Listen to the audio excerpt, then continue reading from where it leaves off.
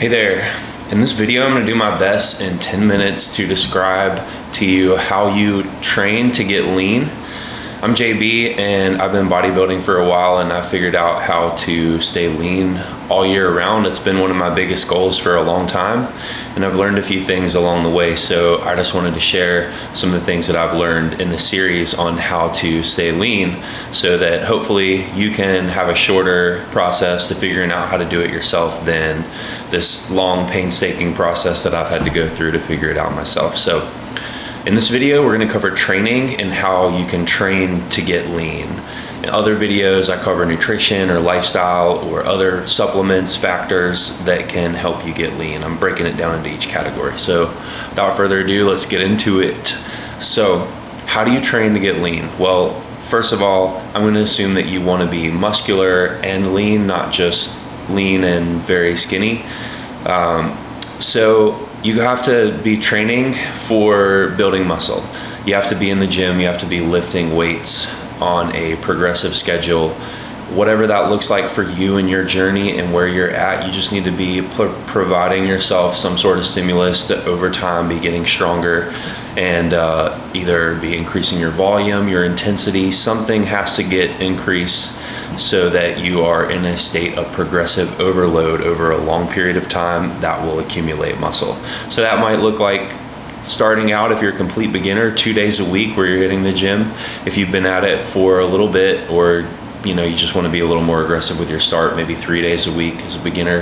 And then towards intermediate, you might go 4 or 5 times per week, and then as high as 6 times per week. 6 isn't necessarily better than 5. I personally try to stick to about 5 days a week. That works well for me right now. I've trained as much as 6 or 7 days per week, depending on the week. But I do think rest days are important. It depends on where you're at in your journey, again, on how much rest you're going to need. Also, how well your recovery is, how well you're sleeping, what supplements are you taking, are you not taking, are you natty, are you not natty? All these things matter in how much you can train. So basically, you just want to be leaning into the discomfort of growth. You want to be progressively overloading your body. You want to be pushing yourself hard enough that your body has to respond and build muscle tissue. So I would recommend training every body part, depending on which one it is, once or twice a week. You may go as high as 3 times a week on a certain body part if it's something you're really struggling with. Higher frequency is a way to get more volume in and to get more just stress on that muscle. So that frequency will depend on where you're at in your journey, and also how you respond with training. Some people can get away with training legs once every couple weeks just because their legs grow like crazy. I've seen it. And there's other people that need to go 3 times per week just to make their legs grow. So it just depends. For me, arms are a big struggle. I'm hitting arms 3 times per week right now, and I'm hitting legs once per week, so my legs grow really well. So just figure out what works for you. Make sure you're getting stronger. Make sure you're progressing in some sort of way over time. You're building muscle, because muscle is important for being lean. Having more lean tissue burns more calories. It's like a furnace that you're building up by creating all this lean tissue in your body. It takes calories just to keep it alive, even while you're sleeping. It also acts as a disposal for glucose or sugars or carbs that you eat. Your muscles are like a sponge, and every time that they're basically, while you're alive, that sponge is constantly wringing out and consuming energy. And then every time that you eat, that fills the sponge back out with more glycogen, and the muscle can store some of those carbs as energy to be burned later. So those glycogen stores consume or basically act as a way for your body to store energy other than storing it in your body fat, which is what we want for being lean, right? We don't want to store calories in fat cells. They can also expand to take up nutrients. So can your muscle cells. So we want the muscle to take up the energy and that we consume, particularly carbs and other energy as well.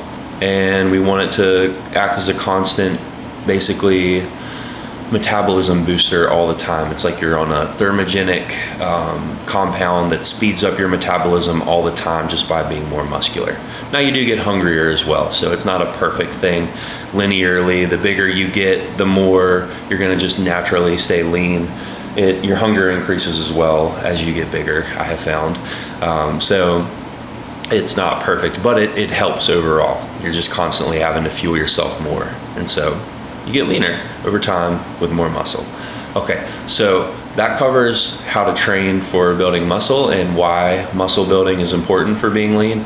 Some of the reasons, there's more. Again, this is a 10-minute video.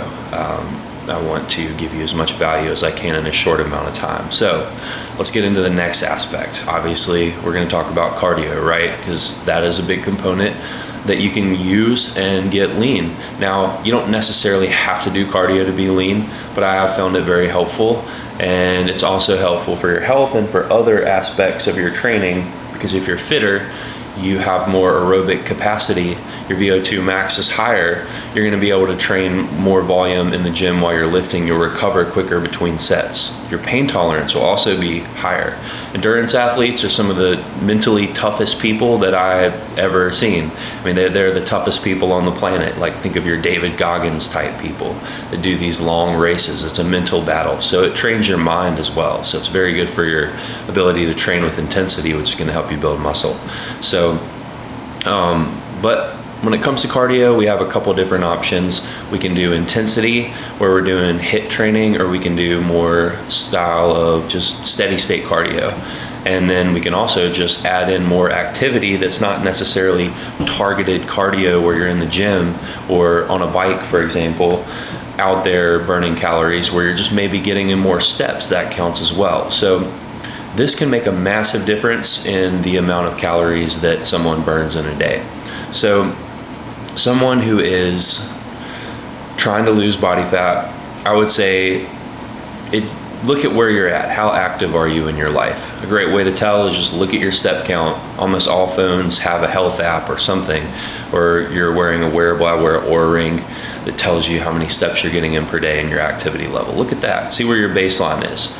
And if you're not as lean as you want to be, one of the easiest ways to do this, if you just want to be lean and you're not really necessarily trying to work on your fitness levels, is just increase your step count. Just keep pushing it up. Push it up 5,000 above where you're currently at. Maybe start your day with a walk, or just after every meal. This is really great for being lean. Take a 10-minute walk after each meal. And that should get you an extra 5,000 steps. If you start your day with, say, a 30-minute walk, or you do like 10 minutes after each meal of walking, great way to help lower that blood glucose spike after your meal, which is good for longevity as well, and also good for keeping those carbs burned up as energy for your walk versus getting stored in your body fat stores. So increase your step count is one way to go about it. Just keep increasing it. If you're doing 20,000 steps a day, it's going to be very hard for you to get very fat. Now, as far as being super lean, it all matters when you're talking about being like 5% body fat. I mean, you have to dial it all in. But if you just say want to be under 10% body fat, if you just try to walk, say 20,000, I've gone as high as 25,000 steps per day for a long period of time. That's a little excessive, but basically just keep increasing your numbers, and it can go up to an excessive amount, and that can work. That can be a great strategy for getting lean, especially if you have any kind of injuries with your knees or your back or whatever, where you can't do high impact forms of cardio. Steps, low impact, doesn't really cause any injuries, and it's just overall good for your health. People who get more steps live longer. So that is one great strategy that anyone can do. Now, also, I don't personally track my steps as much anymore. I just focus on trying to get in an hour every day on my bike, and that gets me about the same amount of calories burned as when I was doing, say, almost 20,000 steps per day. So that's a pretty good thing for me. That works well for me. And then our next style is for people who just don't have time for, like, I just work all the time. I don't have time for walks. I just don't have time, bro. what can I do? Well, there's HIIT cardio, and HIIT can work for other people too if you just want to do more intensity. I think it's good to throw a HIIT session in once a week for anybody, just to increase your VO2 max and improve your ability to recover quickly aerobically. It's great for that. So it can just be helpful for your other training as well. But HIIT is quick. You can get it in quickly. And what do I mean by HIIT? High intensity interval training is what it stands for. And that is where you do traditional HIIT is 30 seconds on, and then followed by a rest of say 30 seconds to a minute and a half, and then 30 seconds all out again. And you just do say 6 to 10 of those.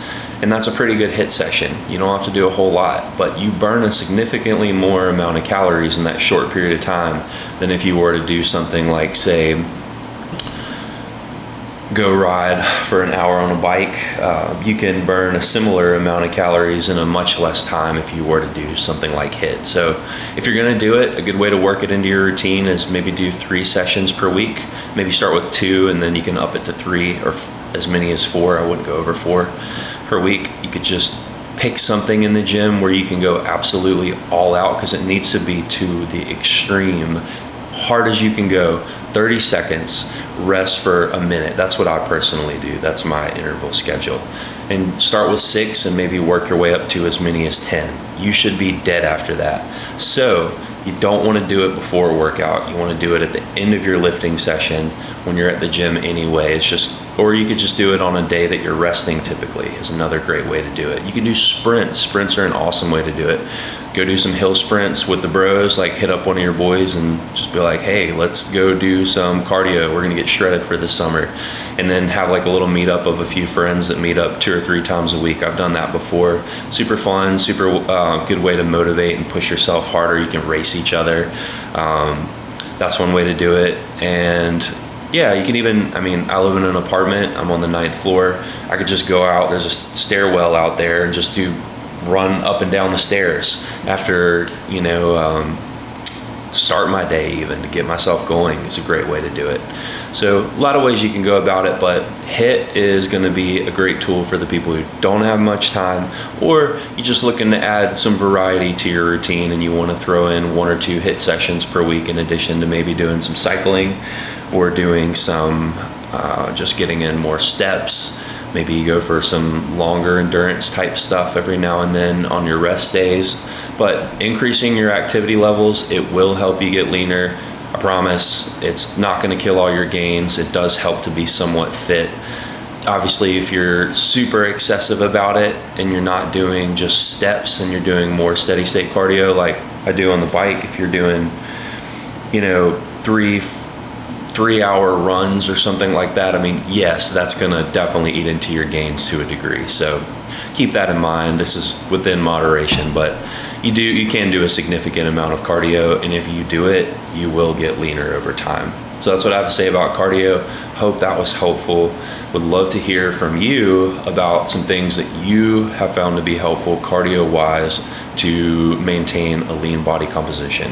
Anything that you do that you think might help some other people, share it down in the comments, and I'm also going to be reading the comments. I'd love to hear and learn from you guys as well. Don't know everything. I'm still learning. I'm still trying to treat this like I don't know anything, and there's just tons of stuff to learn.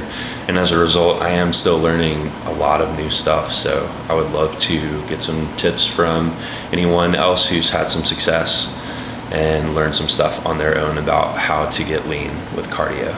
So stay tuned for the next video on how to get lean in this series. Subscribe and definitely check out the next videos. There's also a previous one that I've done on how to eat to get lean. Check that out as well. So subscribe and share this video with people that you think are trying to get lean, that this could help as well. Talk soon. Also, super stoked to share this announcement. I finished digitizing my training program, so I have it in digital format with videos and everything. This is how I train for aesthetics in the gym. So it's a lifting split, periodized for 12 weeks for anyone looking to build an aesthetic physique, not focused on just building mass or strength or performance. It's specifically optimized the way that I like to train to build my physique, which my main goal is aesthetic. So if something like that is interesting to you, check that out. It's cheap and the link is in my description.